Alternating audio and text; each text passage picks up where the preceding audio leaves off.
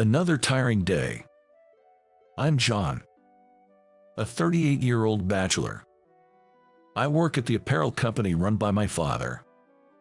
We mainly deal with women's clothing for the wealthy, and our dazzling designs have been popular, boasting stable sales for a long time. However, recently, the company's performance has been stagnating, and we have been experiencing continued losses. If this continues, we might go bankrupt. It's a critical situation. I've been working day and night to help the company turn around.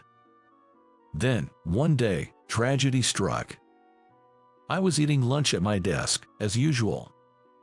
Suddenly, I heard my cell phone ring in my bag.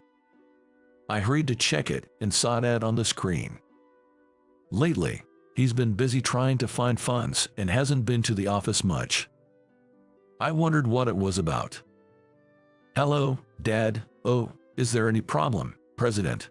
I couldn't believe what I heard next. "What? The company might go under. What do you mean by that?" "Hey, don't yell." Well, actually, turns out, my dad had co-signed a loan for a friend who had skipped town last night. It's a typical story, but my dad has always been too kind-hearted. I quickly accepted the reality. If we go bankrupt, I wonder how many employees will be left out in the cold. And it's not just the employees, their families too. I need to do something, fast. The question is how to avoid bankruptcy. What do we do about bankruptcy? We need to think of something. I moved to an empty hallway and spoke in a hushed voice. About that, I want you to join the apparel company of the AB Group." "What, me, join that company?" "The AB Group is a major corporation we've been doing business with. They handle various ventures, including apparel. I've known their CEO, Mr. McKinley, for some time and we've been on good terms. For some reason, Mr. McKinley, the CEO, decided to acquire our company. It seems the condition for the acquisition is for me to join Mr. McKinley's company." I was confused but agreed immediately. John, glad you could make it. I'm so happy." "Yes, I don't even know how to thank you enough for saving our company. Thank you so much," I said wholeheartedly. No, you see, I owe a lot to your dad. Our company is what it is today thanks to him, so I'm glad I could help this time." "Thank you very much." I expressed my heartfelt thanks. "You don't have to be so formal. I fully understand your feelings. Let's talk as usual. I've always liked your character." The CEO said, "Well, do your best," and left. And so, my job at the new company began. I worked tirelessly, determined to produce good results as soon as possible. I wanted to repay Mr. McKinley's kindness quickly. That's when it happened. One morning, as I arrived at work, I was suddenly called into the CEO's office. Wondering what it was about, I was about to hear something astonishing. "How about you have an arranged meeting with my daughter?" "What?" I was shocked and couldn't believe my ears. "Me? Why?" "An arranged meeting with the daughter of the CEO of such a large corporation." I was so stunned that I couldn't move. Seeing me like that, the CEO said, "I know it's a tough situation for you to say no. Just meet her once, will you?" He then placed a photo of his daughter, Leela, on the table in front of me. "This is my daughter, Leela." I gasped as I saw the woman in the photo. What a beauty she is. With her distinct facial features, I was surprised that the CEO had such a beautiful daughter. "But me," I stammered, and the CEO said, "I know you well. You're kind and considerate. Just meet her once." Yes, I could only nod. That night, I called my father and told him everything. He had already heard about it from Mr. McKinley and seemed delighted, saying, "Why not? You've been all about work. It's about time you had some romance. Maybe this is fate." I decided to think of it that way. Besides, such a beautiful woman, and the daughter of the CEO, must surely be kind. I grew more and more excited as the day approached. Nice to meet you. I'm looking forward to today. The day of the arranged meeting arrived quickly, and I, in my newly tailored suit, greeted her. Mr. McKinley's daughter was as beautiful as in her photo. But there was one thing I didn't expect. Nice to meet you. She barely looked at me and answered coldly. Throughout the meal, Leela seemed unhappy, responding indifferently to anything I said. It was obvious. She was in this arranged meeting because her father said so. Realizing this, I felt a weight lift off my shoulders. As the long meal finally came to an end, I felt a bit relieved and was about to say goodbye to her. That's when suddenly, Leela spoke up. If this ends today, my father will worry. Can we meet just once more? She said this in her usual blunt manner. Amused by her straightforwardness, I chuckled and said, sure, and we exchanged contact information before parting ways for the day. The morning of our next meeting. Heading to our rendezvous, I couldn't help but laugh at the unexpected turn of events. I wasn't nervous anymore. Probably today she would be as unenthusiastic as the other day. A date to decline an arranged meeting. I knew this was going to happen. But still, she's the daughter of the CEO I owe so much to. I must be respectful. Thinking I shouldn't keep her waiting, I arrived much earlier than the scheduled time at the clock tower where we agreed to meet. It's almost time. Looking across the crosswalk, I spotted Leela among the crowd. She really is beautiful. Leela, standing out even in a crowd, has a dignified yet elegant air fitting for a CEO's daughter. I was admiring her when our eyes met.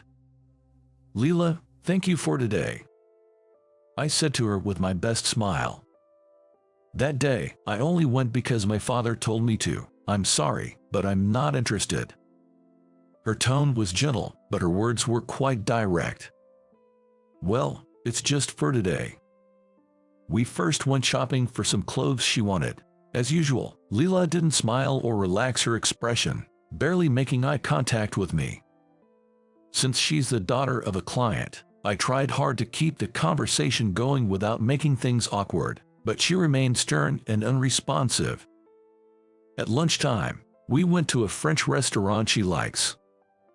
Still, the conversation was minimal. Leela, perhaps due to her upbringing or maybe just not wanting to be with me, stayed silent. As soon as she sat down, she quietly began eating the courses that came out. Feeling awkward with the silence, I spoke up, ready for it to be a monologue. Well, this lunch is delicious. Knowing such a great place, you really have good taste. Ever since our company nearly went bankrupt, I haven't eaten well. To my surprise, she glanced at me and asked, "Your company was in trouble?" I was startled by her sudden interest. Not sure why she responded to this topic, I continued talking. Oh, it was tough. Constantly in the red. Those might be new terms for you, Leela. Bankruptcy, debt, losses. I laughed, but suddenly, she looked down and quietly said, "No, maybe, I should tell you. My father will probably tell you eventually anyway." Leela then began to share her past. Although now a large corporation, the group struggled in the early days. Clients left, banks refused loans, and her father had to repeatedly borrow money. During this time, Leela's mother left them for another man. Since then, Leela has been supporting her father, striving together. Their efforts paid off, and the company grew, gaining wealth. Then, the behavior of those around them changed drastically. People who had never helped them before suddenly started flocking to them, driven by their desire for money. Having seen such greed, Leela became more guarded. "My father is too kind-hearted, and I worry he might be taken advantage of." Hearing her story, I could see why she became strong-willed. And somehow, I found myself interested in her. I respect you. Not many can achieve so much after such tough experiences. Actually, I also come from a single-parent family. We struggled to keep the business afloat. In the beginning, we were really poor. My mom couldn't handle it and left my dad. With a little brother to care for, it was tough. So I joined my dad in trying to revive the company, but we could only manage an average life. Then, my father ended up burdened with someone else's debt. Just when the company stabilized, I looked at her with a wry smile. I'm so grateful to your father for his help. Leela listened intently to my story. Then, for the first time, she smiled, a smile I had never seen before. Seeing her smile, I thought she was cute. Thank you for today. And so, my first and last date with Leela ended.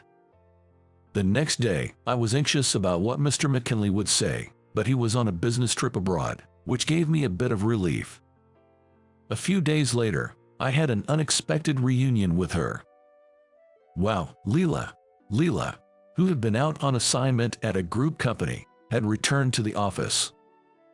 I hadn't seen her at the company since she was away when I first arrived, so this was our first encounter in the office, but she seemed somewhat uncomfortable working with me. Good night. Have a good night, too. Leela, who worked late into the night until the last train, was tough but always worked the hardest herself. Maybe I should stay for overtime too. It was just Leela and me left in the office. I bought her a can of coffee and brought it to her desk. Working late again, thank you. Thanks. Then, after taking a sip of coffee, Leela looked at me and said, I've realized something. It's true that many are after money. Money changes people, that's true too, but not everyone is like that, and you certainly are different. So, I'm sorry for my behavior the other day. I've been reflecting on it since then, spending the whole day with you in such an unpleasant mood. I felt a strange flutter in my heart as she spoke, looking down. I think you are a valuable asset. Let's do our best tomorrow too. From that day, Leela and I began going out for dinner after work, combining it with business meetings. One day, after finishing overtime as usual, we were having dinner and drinks at a small restaurant. Perhaps having had a bit too much to drink, Leela became unusually talkative and suddenly confessed, You know, I think you're the only one who's ever moved my heart. What? Why so sudden? I was flustered by her direct gaze but couldn't take my eyes off Leela as she said those words. After that, we officially started dating. Of course, with marriage in mind. Mr. McKinley was delighted. Later, I learned from Mr. McKinley that he thought since I had supported my family's business through tough times, Leela and I would understand each other, and I could soften her guarded heart. That's why he encouraged the arranged meeting. I was surprised Mr. McKinley knew about my past, but it turned out he and my father had been friends for a long time. My father had helped him when his company was struggling, and no one would lend him money. Now, my father and I had been helped, and I had formed a connection with his daughter. Thinking about it, it seemed inevitable that I would end up with her. Leela, who had initially been so reserved, now often wore a bright smile. I felt happy to be able to bring that smile to her face.